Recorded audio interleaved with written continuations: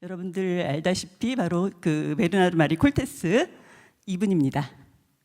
보통 그 본명은 베르나르 콜테스였대요. 베르나르 콜테스인데 필명으로 베르나르 마리 콜테스라는 이름을 붙이게 됩니다.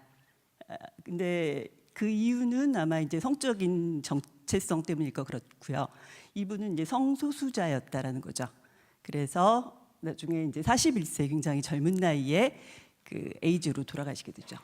1970년이면은 이제 20살이 넘었죠. 한 뭐 22살, 3살 정도의 나이에 그 국립연극학교에 입학을 하게 됩니다. 1970년에 TNS 즉 국립 스트라스부르크 연극학교에 이제 입학을 하게 되는데 연출과로 이제 입학을 하게 된다라고 이야기를 하죠. 근데 이제 그때 이야기가 일화가 뭐 사실인지 일화로 남아 있는 것은 이제 연출과에 지원을 했는데 떨어졌대요.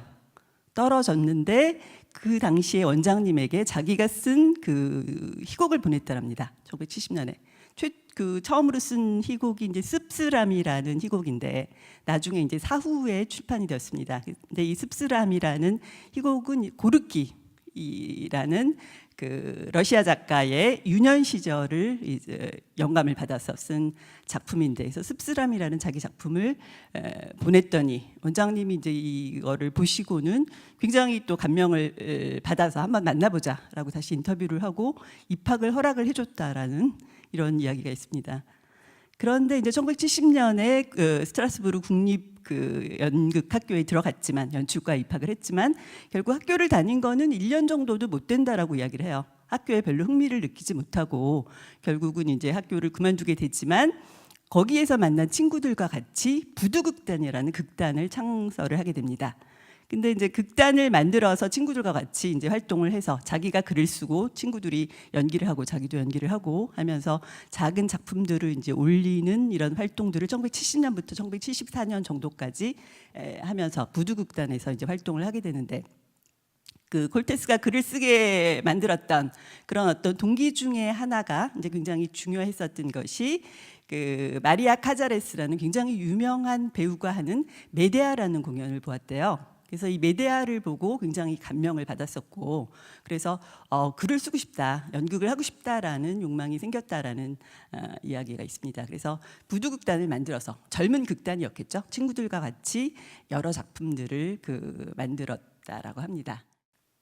자, 그런데 가장 그 논란이 된 작품 중에 하나는 바로 로베르토 주코죠.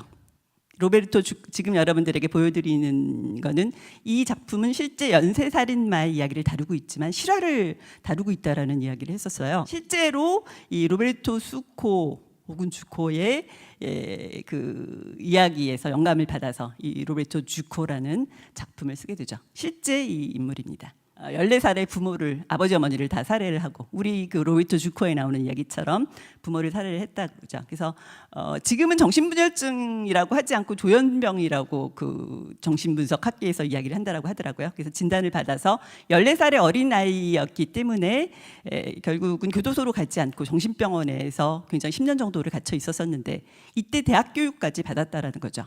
그런데 이 작품의 특성이라고 하는 거는 주인공이 로베르토 주코를 제외한 등장인물들에게는 어떤 개별적인 이름이 부여되지 않는다는 거죠. 뭐 여자아이, 언니, 오빠, 노신사, 우한 부인, 우한 형사 같이 하나의 기능이거나 이런 그 지칭만이 있을 뿐이지 다른 등장인물들에게는 이름이 부여되지 않는다라는 거죠. 결국은 연극에서는 고대 연극에서부터 내가 누구인가를 계속 끊임없이 찾았지만 결국 그 나를 잃어버리는 내가 될까봐 두렵다, 로베르토 주코를 것처럼 어떤 현대인의 정체성의 문제, 죽음을 앞둔 그 굉장히 다양한 죽음이 나오죠. 살해를 하기도 하고 결국은 추락을 해서 이것이 우발적인 죽음인지 자살인지에 대한 어떤 명확한 것을 보여주고 있지 않지만 추락하는 어떤 죽음의 모습들을 보여주면서 어떤 광기에 그 사로잡힌 주코의 모습을 보여주지만 정상과 비정상, 우리 모두 뭐 사실 어떤 때는 굉장히 뭐 내가 정상인가라고 할 정도로 현대인들은 굉장히 정신병리적으로 굉장히 약한 모습들을 보여주고 있다라고 얘기를 할 수 있겠죠. 그래서 신화적 차원이라고 하는 거는 모든 사람들이 눈이 부셔서 쳐다볼 수 없는 어떤 태양을 마주해서 나아가는 주커의 모습을 통해서 결국은 그 인간 삶의 죽음, 결국은 자신이 죽을 것을 알지만 삶의 마지막을 그 태양을 바라보면서 앞으로 나아가는 주커의 모습을 보여주는 것이 바로 이제 그 베르나르 마리 콜테스의 이 작품이라고 생각을 합니다.